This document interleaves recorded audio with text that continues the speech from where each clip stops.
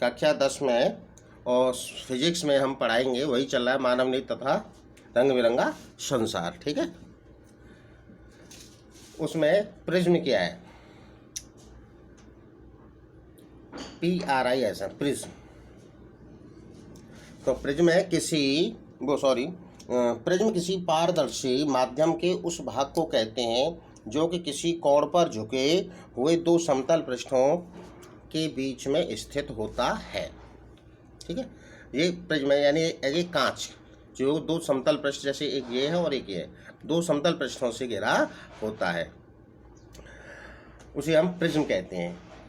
Prism द्वारा प्रकाश का विचलन, यानी प्रकाश की किरण जब प्रिज्म पर गिरती है तो वो विचलन किस तरह से होता है, विचलन माने अपने मार्ग से हट जाना। ठीक है ना, उसको विचलन बोलते हैं, जो पीछे पढ़ा चुके हैं। ठीक है, जो प्रकाश के अपवर्तन में बताया था। अब इसमें क्या है कि ये ABC एक हमारा ये प्रिज्म है। ठीक है, ये PQ आपतित किरण है, इस पर हमारी किरण आपतित हो रही है। ये इस पर हमने अविलंब खींचा, तो जब कोई किरण वायु से कांच में जाती है तो अविलंब की ओर झुक जाती है, ये झुक गई, यानी इसके आधार BC की ये समांतर हो। फिर यहाँ से ये निकली, ये अविलंब, तो ये अविलंब से दूर हट जाती है, यानी RS निर्गत किरण है और PQ आपतित किरण है। ठीक है, इन दोनों किरणों को, यानी आपतित किरण PQ को आगे बढ़ाने पर, निर्गत किरण RS को पीछे बढ़ाने पर ये बिंदु D पर मिलती हैं, जिसे विचलन कोण डेल्टा कहते हैं। ये डेल्टा है, ठीक है ना, इसको बोलते हैं डेल्टा। ये ही मैंने लिखा है। ठीक है, सारी चीज़ें। तो इन दोनों किरणों के बीच बने ये है, आपतित किरण PQ को आगे तथा निर्गत किरण RS को पीछे बढ़ाने पर वे बिंदु D पर काटती हैं। इन दोनों किरणों के बीच बना कोण डेल्टा विचलन कोण कहलाता है।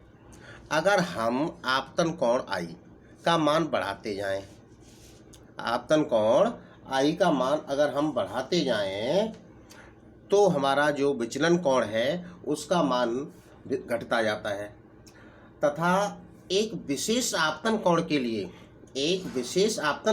विचलन कोण न्यूनतम हो जाता है। तो आपतन कोण और बढ़ाने पर विचलन कोण फिर बढ़ने लगता है। तो इस प्रकार केवल एक ही विशेष आपतन कोण के लिए विचलन कोण न्यूनतम हो जाता है। ठीक है ना, एक विशिष्ट आपतन कोण के लिए विचलन कोण न्यूनतम हो जाता है, होता है। इस न्यूनतम विचलन कोण को ही अल्पतम या न्यूनतम विचलन कोण डेल्टा M कहते हैं। M मीन्स मिनिमम, मिनिमम माने न्यूनतम, अंडरस्टैंड, कहते हैं। अब ये हो गया हमारा प्रिज्म द्वारा प्रकाश का विचलन किस तरह से होता है। ठीक है, एक प्रिज्म का कोण होता है। ठीक है, अब है किसी रंग विशेष के लिए प्रिज्म के पदार्थ का अपवर्तनांक। अपवर्तनांक को N से व्यक्त करते हैं, तो ये फॉर्मूला है आपकी कोर्स में। तो N बराबर sine A plus delta M upon 2 upon sine A/2, जहाँ A प्रिज्म का कोण होता है, ये डेल्टा M न्यूनतम विचलन कोण है, N अपवर्तनांक है। अब प्रिज्म द्वारा श्वेत प्रकाश का वर्ण विक्षेपण, dispersion of white light by prism. वर्ण माने रंगों का विक्षेपण, वर्ण। श्वेत प्रकाश के अपने अवयवी रंगों में विभक्त होने की प्रक्रिया को वर्ण विक्षेपण कहते हैं। वर्ण विज्ञान अपने रंगों में विभक्त हो जाना। तो जब हम प्रकाश की किरण को, श्वेत प्रकाश को किसी प्रिज्म से गुजारते हैं तो वो विभिन्न 7 रंगों में विभक्त हो जाती है। कितने हो जाती है? 7 रंगों में विभक्त हो जाती है। ये हमारा प्रिज्म है। ये क्या, ये प्रिज्म, ये सूर्य का प्रकाश जो श्वेत होता है। ठीक है, ये इसमें गया, ये आगे पर्दा लगा हुआ है। जब पर्दा लगाया तो ये विभिन्न 7 रंग होते हैं कि बैंगनी, जामुनी, नीला, हरा, पीला, नारंगी और लाल। ये उसी तरह की रेखाएं हैं। ठीक है, ये 7 रंगों में विभक्त हो जाता है। इसे हम बैजानी, हपी, नाला शब्द से याद रख सकते हैं। बैते बैजानी, बैगनी, जा से जामुनी, नी से नीला, ह से हरा, पी से पीला, ना से नारंगी और ला से लाल। या अंग्रेजी शब्द विविग्योर, VIVGYOR से याद रख सकते हैं। क्या है, किससे? विविग्योर, VIVGYOR, विविग्योर से भी याद रख सकते हैं। अब स्पेक्ट्रम क्या होता है?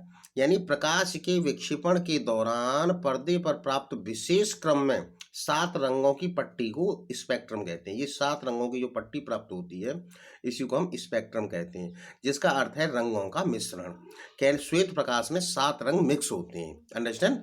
सफेद प्रकाश में कितने रंगों से मिलकर बना है? 7 रंगों को। इसका उल्टा अगर हम 7 रंगों को किसी प्रिज्म से गुजारें तो बाहर जब निर्गत होगा तो श्वेत प्रकाश बन जाएगा। ठीक है, उल्टा हो जाता है।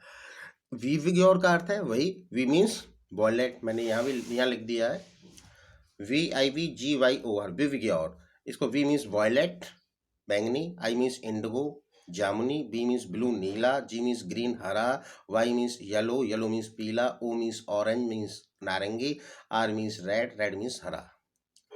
श्वेत प्रकाश के, अब ये जब श्वेत प्रकाश का अवयवी रंगों की तरंगदैर्घ्य अपने अलग अलग होती है। सब रंगों की तरंगदैर्घ्य अलग अलग होती है और इनका अपवर्तनांक भी अलग अलग होता है।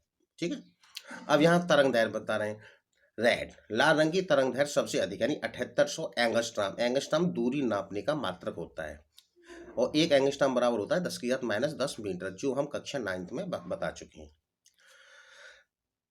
तो 7800 एंगस्ट्रॉम से 6400 एंगस्ट्रॉम तक। ऑरेंज कलर की तरंगदैर्घ्य 6400 एंगस्ट्रॉम से 6000 एंगस्ट्रॉम तक। येलो कलर की तरंगदैर्घ्य 6000 एंगस्ट्रॉम से 5700 एंगस्ट्रॉम तक। ग्रीन की 5700 से 5000 एंगस्ट्रॉम तक। ब्लू की 5000 एंगस्ट्रॉम से 4600 एंगस्ट्रॉम तक। इंडिगो की 4600 एंगस्ट्रॉम से 4300 एंगस्ट्रॉम तक। वॉयलेट की 4300 एंगस्ट्रॉम से 4000 एंगस्ट्रॉम तक होती है।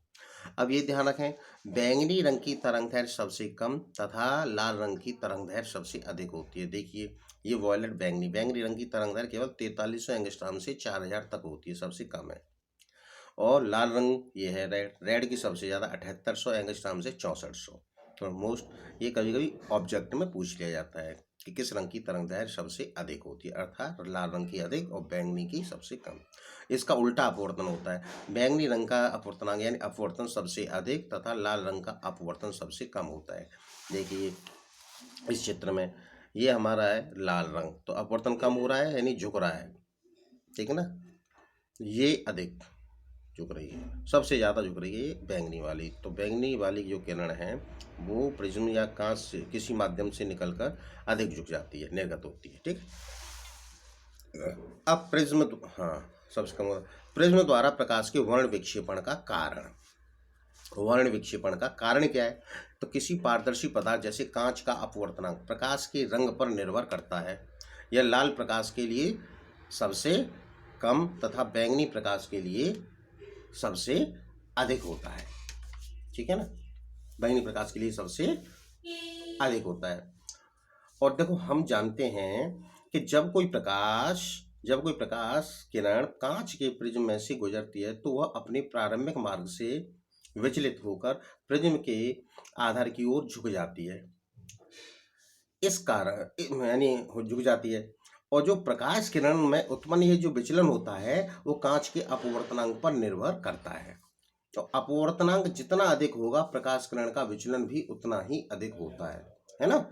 और अतः हम कह सकते हैं कि यदि प्रिज्म में से गुजरने वाली किरण श्वेत प्रकाश की है तब इस प्रकाश में उपस्थित विभिन्न रंगों की जो किरणों में जो विचलन होता है वो भिन्न भिन्न होगा। कितना होगा? वो अलग अलग होगा, भिन्न भिन्न होगा। तो कांच का अपवर्तनांक लाल रंग के लिए सबसे कम तथा बैंगनी रंग यानी बैंगनी प्रकाश के लिए सबसे अधिक होता है, जो मैंने अभी आपको यहाँ बताया है, सबसे कम होता है ना, ये होता है। अंडरस्टैंड?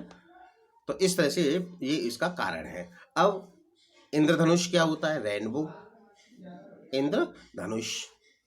इंद्रधनुष कब बनता है? आप सब जानते हैं, वर्षा के बाद बनता है। तो इंद्रधनुष वर्षा के पश्चात आकाश में जल की सूक्ष्म कणों में दिखाई देने वाला प्राकृतिक स्पेक्ट्रम है।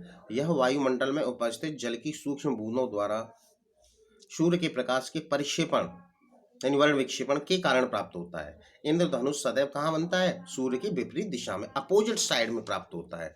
इंद्रधनुष होता है अपोजिट पक्ष में, अपोजिट यानी विपरीत दिशा में, है ना। सूर्य जरा छिप रहा है उसके सामने दिखाई देगा, है ना। अब प्रकाश का प्रकीर्णन क्या है? स्कैटरिंग ऑफ लाइट, प्रकाश का प्रकीर्णन। जब प्रकाश किसी ऐसी माध्यम से गुजरता है जिसमें अति सूक्ष्म आकार के कण जैसे धूल व धुएं के कण हों, वायु के अणु हों और अन्य चीज़ों अन्य गैसों के अणु हों, इस तरह के अणु विद्यमान हों, तो इन कणों के द्वारा प्रकाश का कुछ भाग सभी दिशाओं में फैल जाता है। इस घटना को प्रकाश का प्रकीर्णन कहते हैं। यानी प्रकाश जब किसी चीज़ पर पड़ रहा है और दूर दूर फैल जाना, उसी को प्रकाश का प्रकीर्णन कहते हैं। अब अगले हम हेडिंग वीडियो में पढ़ाएंगे प्रकाश का प्रकीर्णन पर आधारित कुछ घटनाएं।